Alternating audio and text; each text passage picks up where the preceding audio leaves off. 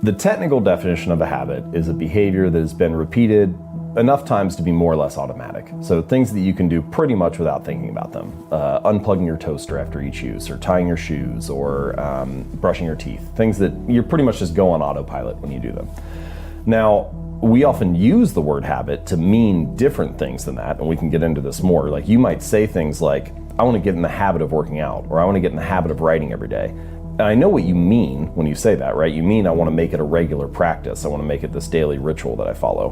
But you're never going to go like on autopilot and forget what you write for an hour, right? Like it's a more effortful, conscious thing. And so we can talk about some of that distinction, particularly with making habits easy. What you really want to do is make the beginning easy and automatic, and then the rest of the routine can follow naturally, even if you're consciously thinking about it.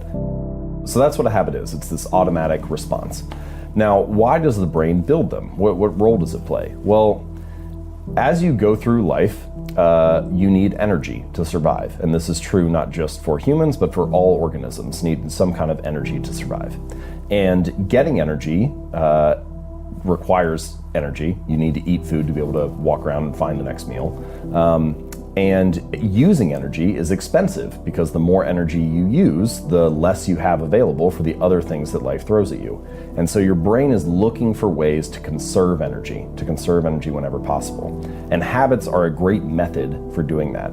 And it makes that whole process of finding energy, solving the problems of life, and getting through things easier. It requires less energy and attention and effort than it did before.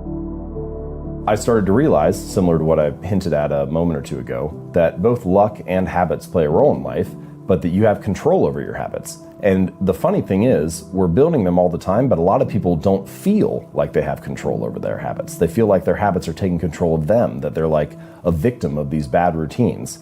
And once you start to dive in a little bit and like uncover the layers and realize what a habit is and how it works, then you start to develop a little more control over it. And I think if we're going to be building habits anyway, then it makes more sense to be able to understand how they work and how to structure them so that you can be the architect of your habits rather than the victim of them. It's not that luck and randomness and uncertainty don't play a role in life. They do. You know, luck is a part of all of our lives to a certain degree, both good fortune and bad. But by definition, you don't have control over luck.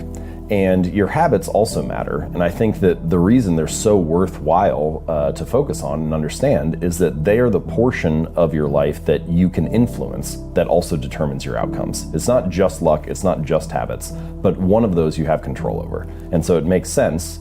The only reasonable strategy is to focus on what you can control. If you spend all of your time focusing on things you can't control, then you're just going to end up frustrated.